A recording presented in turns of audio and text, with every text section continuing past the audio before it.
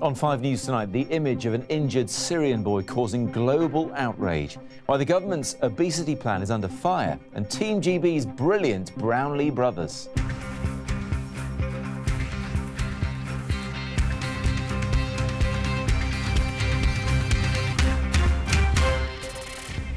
Omran Dagnesh is just 5 years old, an innocent victim of the horror of war in Syria. These images prompt new demands for an immediate ceasefire. Also, the government's accused of watering down its plan to tackle our childhood obesity crisis. And Alistair and Johnny Brownlee blitz it for Britain in Brazil, finishing first and second in the Olympic triathlon. Also tonight, taking on the trolls. X Factor finalist Chris Maloney tells me how it felt to confront the man who'd made death threats against him online. Good evening, welcome to 5 News Tonight. I'm Matt Barbett. He is a symbol of Syria's suffering. A little boy sitting alone, covered in dust and blood, moments after being pulled from the rubble of his home in Aleppo. The image of 5-year-old Omran Dagnesh has touched people around the world and sparked renewed calls for a ceasefire in his country. A warning that you may find Dominic Reynolds' report upsetting. It's the middle of the night and a bomb has just exploded. Little Omran was asleep when his home was hit. No tears as he's put down in the ambulance. He's silent. He's dazed. What can he make of the blood that he wipes from his head?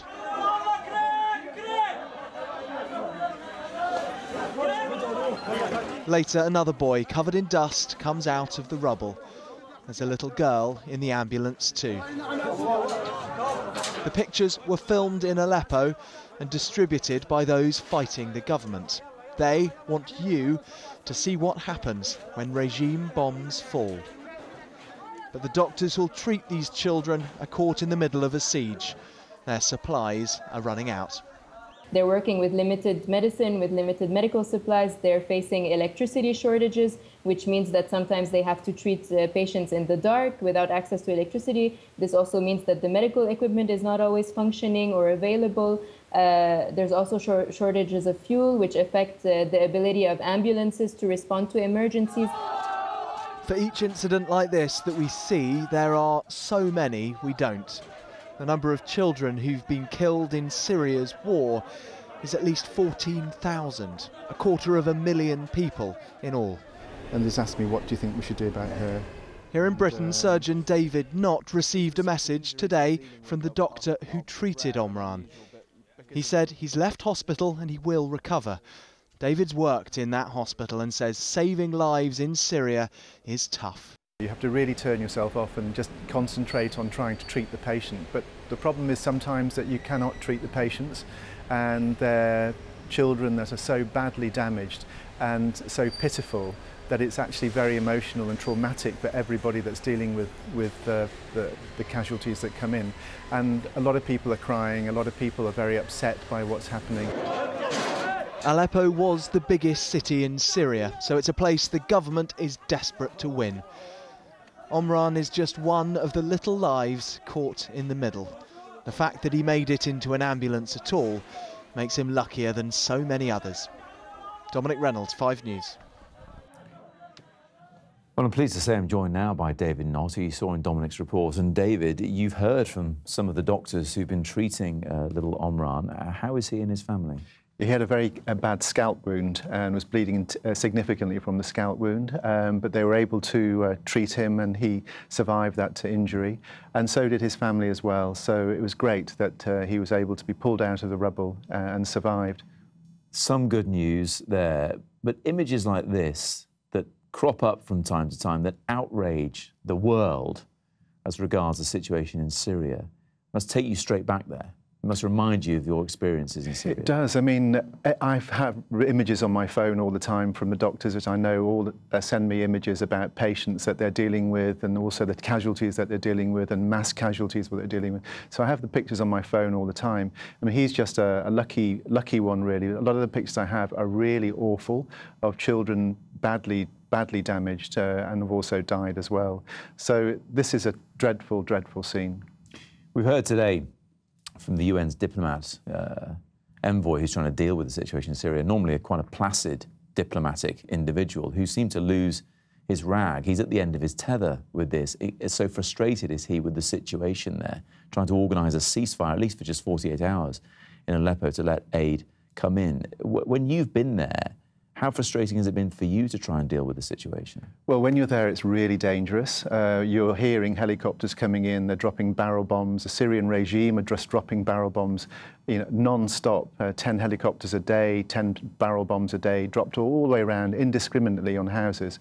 And that's the big problem. I think if there could be some sort of no-fly zone, that the Syrian regime or their air force could be grounded, then that's the first start. And I think that's the biggest thing that everybody cries out for in Aleppo, is to stop the airstrikes. We've seen here, we've seen in other conflicts as well, that hospitals are being targeted, something that you've also experienced yourself. You'd think those places in some way would be more sacrosanct. Well, you would do. You'd think they'd be covered by the international humanitarian law, Geneva Conventions, but they're completely flouted by the Syrian regime. There was a law passed in 2012 by the Syrian regime to say that any person that was working in the other side, the rebel side, was a legitimate target, which included hospitals, including doctors, and 700 doctors have been killed in the last 5 years. And many that you have worked with as well, it must be getting increasingly dangerous there for doctors to just operate and do the job they want to do. It is, and the hospitals I worked in 2014 were underground. One of the hospitals I worked in has been targeted recently, and that was underground too. It was targeted by a very high explosion from the air. So it must have been targeted because they must have known where it was. Everyone who will see that image of Omran, everyone who saw the image of Aylan Kurdi will be affected by it, but it becomes, I don't want to say more pertinent, but it seems you feel it more when you're a parent yourself, and that's something you have become in the past year. You've got a 1-year-old daughter now. Does it make it more difficult dealing with injured children now that you're a dad? Very much so. I mean, my heart bleeds when I see these children. I think of my own child, I think of my own daughter, what it must be like for her to be involved in something like this. I mean, the poor boy who was pulled out of the rubble had been there for 5 years, the whole of the time of the war. He's never known anything else. He's never known anything else. Complete tragedy. Okay. David, many thanks indeed for coming in. Thank you very much. To Rio now, and the latest on Team GB's Olympic hopes. This afternoon, the Brownlee brothers, Alistair and Jonathan, are back on the podium in the triathlon for the second time running. 4 years ago, they took gold and bronze in London. Today, they've taken gold and silver. Here's Peter Lane. A great British Olympic double act in the water and on dry land. The Brownlee brothers, Alistair and Johnny, chasing another triathlon success story. Between them and the podium, a 1,500-metre swim, 40-kilometre bike ride and 10-kilometre run. Back home in Yorkshire at the Brownlee Brothers Running Club, the Bingley Harriers, these things are always anxious viewing but inspirational stuff. You're always a bit on the edge of your seat thinking, is this really going to, are they going to make it this time? And there's some close competition out there. They ran here and it gives you an inspiration to do what they do too. Yeah. So we can follow in their footsteps as we're going up the club. Yeah, do the same as them. All the way to an Olympic medal? Yeah, hopefully. The London Olympics in 2012 saw Alistair take gold and younger brother Johnny take bronze. The Commonwealth Games in 2014 saw gold for Alistair and silver for Johnny. For those who knew them as young lads when this all began at school, they are a team. It's extremely unusual, I think, but it really works with them. I mean, they support each other when they're injured. They train with each other all the time, and yet in competition they are fiercely competitive. It's a team event in many ways. It's just that they like to beat each other if they can. And today they edged ahead on the bikes, that training in the Yorkshire Hills paying off in the Rio climbs. Then on foot, Alistair stretched clear of Johnny, becoming the first male triathlete ever to retain the Olympic title.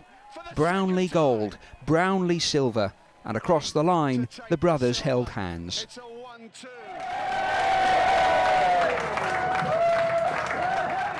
And later, the medal ceremony against the backdrop of Sugarloaf Mountain. The Brownlee brothers trained for 35 hours every week to get here. All that time and determination leading them to this unforgettable moment. Peter Lane, 5 News. Well, they weren't the only ones winning medals for Team GB today. Of course they weren't. We get them every day, don't we? Hannah Mills and Saskia Clark have won gold in the sailing. They finally reached the podium after their final race yesterday was called off due to the weather. There was a bronze medal for Chris Langridge and Marcus Ellis in the badminton. High emotion as Britain won their first ever Olympic medal in the men's doubles. From the court to the water, it was a dramatic finish for another duo. Liam Heath and John Schofield picked up silver in the men's 200-metre kayak.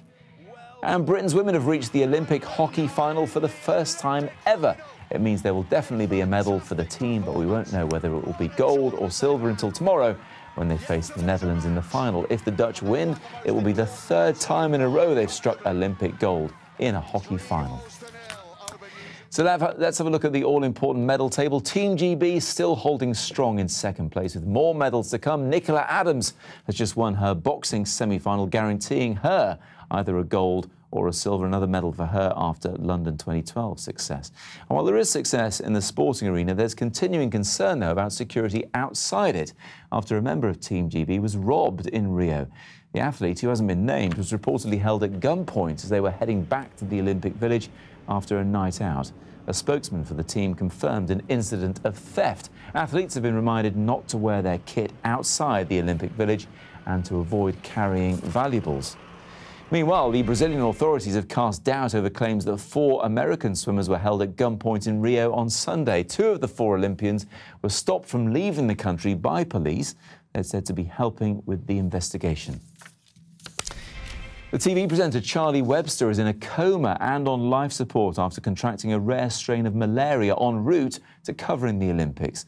The 33-year-old had tweeted pictures of herself from her hospital bed, but her condition has since worsened. She'd cycled 3,000 miles from London's Olympic Stadium to Rio to raise money for charity. Now, it's meant to reduce the spiralling numbers of children who are obese, but the government's long-awaited strategy has been criticised by charities, by campaigners and even one of Britain's biggest supermarkets. The plans involve a sugar reduction scheme with a target of 20% and an aim to get kids doing more exercise. But it's voluntary, leading to accusations that the strategy has been watered down. Our political editor Andy Bell has more. The race is on to head off obesity and make our children healthier. At this summer class in Suffolk, the kids are exercising and learning about better food. But one of their parents says everyday pressures make healthy eating harder. When you've got other children that don't need to worry about their weight, it's very hard for your child to actually turn around and say, well, I'll opt for fruit instead, when all their friends are having the chocolate cake and the chocolate custard to go with it. The government says food companies should reduce sugar content by 20% by 2020, but it's voluntary. There is also a tax on soft drinks, the equivalent of 8p on a can of fizzy cola. But there is no clampdown on buy one, get one free type promotions on unhealthy food, and there's no further restriction on TV advertising for similar products. So why has the government backed off those ideas? This is a big ask of manufacturers and retailers to take 20% out of sugar in the common categories that children eat over the next 4 years. But it's still only voluntary, that's my point. But the point is that we're going to legislate for the soft drinks industry levy, and secondly, we know we can do this because we've done it before on salt. But campaigners are unimpressed. Chef Jamie Oliver says he's in shock. And almost across the board, those worrying about obesity think this strategy is too timid. If it's going to be done on a voluntary basis, then you need a strong body, independent of government, to really enforce it. Because otherwise, on a voluntary basis, companies can choose to not do anything about their products, not reduce sugar, fat or salt. Go. A third of children aged between 2 and 15 are obese, leaving them more likely to develop diabetes and other illnesses. But for children like Morgan, this action plan could also be about just feeling better. My goal is to lose weight a bit because I think I'm a bit overweight a bit, and I would kind of like to get more like energetic and exercising like more. Fundamentally, this obesity strategy is supposed to help children get healthier. But today there's real concern that when the moment came, the government pulled its punches. Yeah, and Andy, the government's getting a bashing from all sides over the proposals now. Why are they so different to what campaigners wanted? Yes, it does look as if what normally happens in these situations has happened here, which is there's been quite a lot of lobbying from both retailers and manufacturers, essentially making the argument to the government that if you put extra regulations on, that will translate into more costs, which could mean, for instance, people losing jobs in those industries, and those costs could find their way through to the prices that consumers pay. That argument has been made pretty forcefully, we believe, by people in the industry, and it looks as if the Prime Minister Theresa May has listened to that and has not been convinced completely of all the health advantages that supposedly were going to accrue from the proposals. And she's come down more on the side of saying, well, let's go with more of a voluntary code. As you heard the Minister there in my piece saying, a voluntary code has worked up to a point with salt, and it seems as if Theresa May has backed off because she's worried about damaging the economy from the imposing regulation and is trying to go with a voluntary code again. Andy, thanks a lot. Still to come on 5 News tonight. Why Pauline Kafaki, the nurse who contracted Ebola, is facing disciplinary action. And... Can we just ask you a question? This woman, you've been harassing and abusing her online. Have you got anything to say to her at all? Lee, can you come and talk to us quickly? Tracking down the internet trolls. We're talking about this Channel 5 investigation. That's coming up after the break.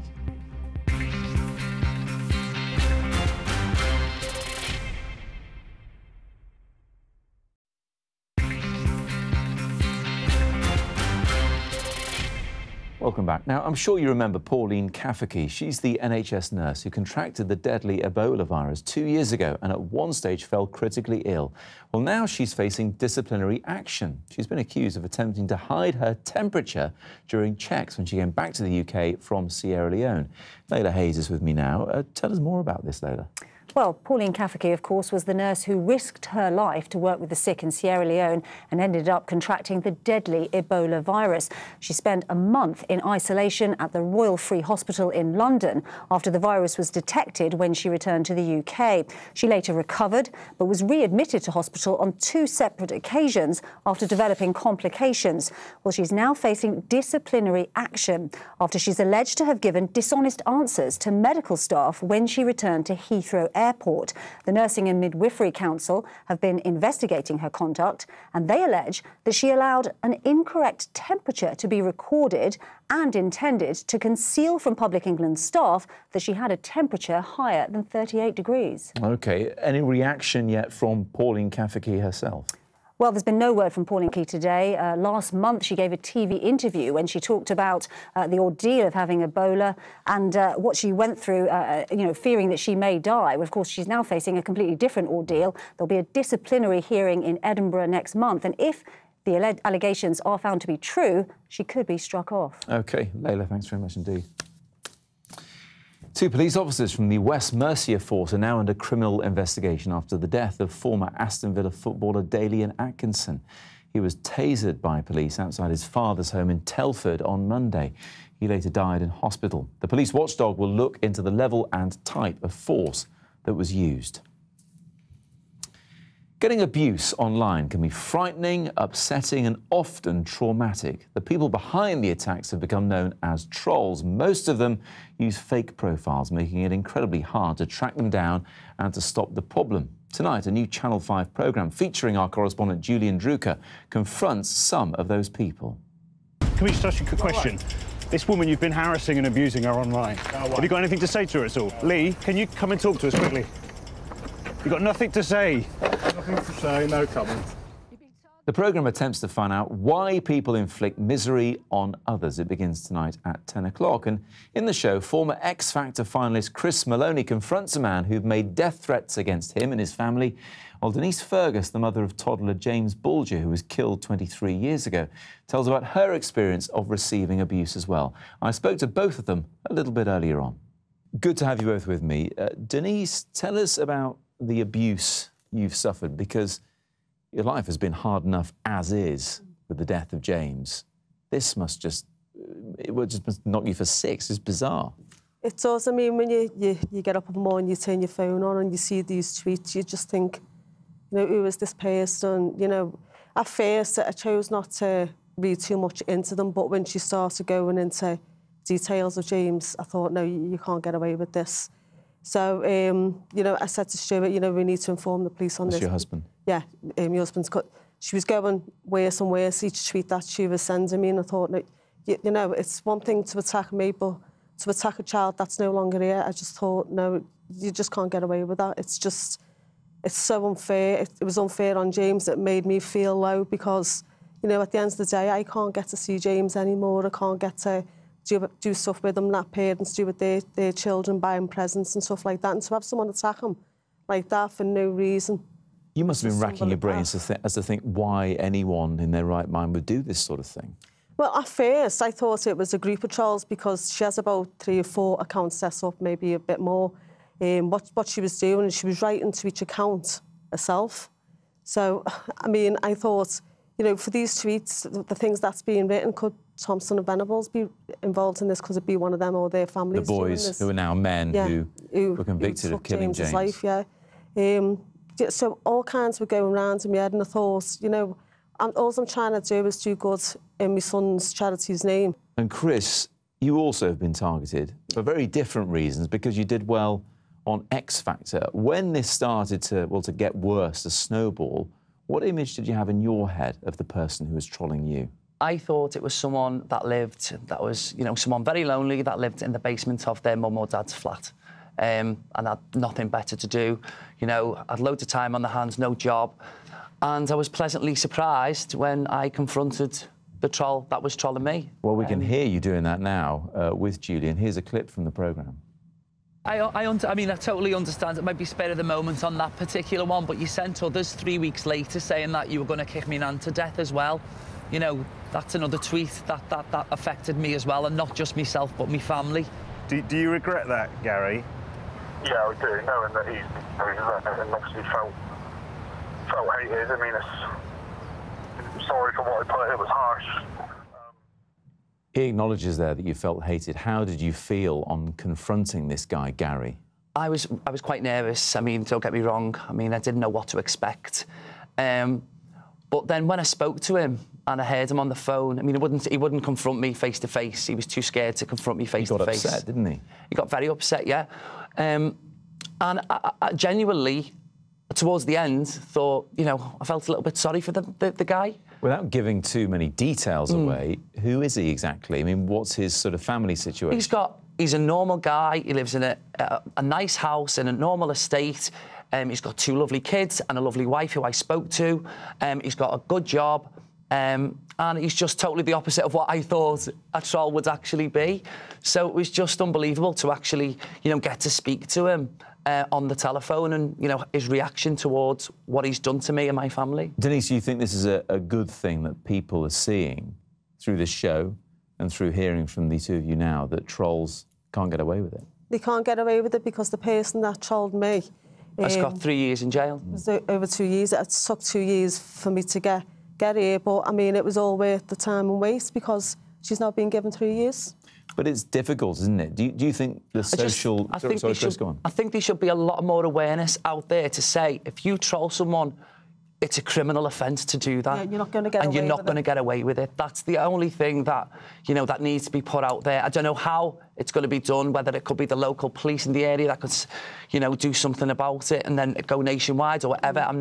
I wouldn't know where to start on it. In my case, I mean, the police that dealt with my case were absolutely brilliant. Yeah. They were fantastic. They were brilliant. On that note, for quite a long time, you're both scratching your heads, or worse, you're upset and scared because you don't know who these people are. Do you think the social media companies are doing enough to protect people like you from these horrible individuals? Not at the moment. I think more could be done. More could be done, but not at this present moment in time. I mean, I didn't know whether this person that was trolling me at that time was actually going to carry out them threats and kill me or hurt me nan or anything like that. You don't know where they're living or anything like that. You don't know if, while you're sleeping, if they're outside your house. Once you knew who she was, what did you say to her? I didn't say anything to her because I totally refused to comment on anything that she was saying to me. I didn't meet her. I did want to be in the court the last day of the hearing, but unfortunately we couldn't get there. What I seen of her is she's a naive young girl who needs to grow up. And she will do that. I hope she now learns what she's done was wrong. Thank you both very much indeed. Thanks for having us. Now, for students in England, Wales and Northern Ireland, the anxious wait is over. They've got their A-level results and a record number have secured a place at university. That's despite a drop in the number of people scoring the top grade, as Warren Nettleford reports. Thousands of students had this feeling earlier. Oh my God, okay, I'm fine. I think I'm good. Potential futures enclosed in personal white envelopes. These were just some of the emotions on show today here in Cheltenham. And supporting your daughter, was that really hard? Were you quite stressed? I was mega stressed, yeah. Yeah. I think I was more nervous than what she was. It went very well, actually, much better than expected. Bit of a tough year, but yeah, I got a B overall, so I'm very happy. Hopefully medical school. I'd like to be a plastic surgeon. Why is that? I quite like to do something gory, and like doing facial reconstruction seems like the best way to apply. The results revealed today were very similar to those last year. The overall pass rate stayed the same at 98.1%, and those getting A-star and A grades dropped 0.1% on last year to 25.8%. But according to UCAS, there's been a 3% increase in university places. Now a record number of more than 420,000 were offered. In England, there's no longer a cap on university places, and there are fewer 18-year-olds this year too. That means students who didn't get the results they needed still have hope. University clearing is where advisors link hopeful students with course vacancies. More than 7,000 calls have already been answered, placing students with empty university courses. There's definitely places available. So universities are geared up to hear from people who want to go to them through clearing. They'll have teams of people ready to answer phone calls, and actually quite a lot of current students who can give a really good idea about what the university experience is like. For those students who don't have a university place, clearing lasts for another month. For these students, like many others, today is a day of celebration. Warren Nettleford, 5 News. Good on the guy with the D standing next to those people who got A's. That's it. Sean Welby has the weather next. I'll see you again tomorrow at 5. Goodbye for now.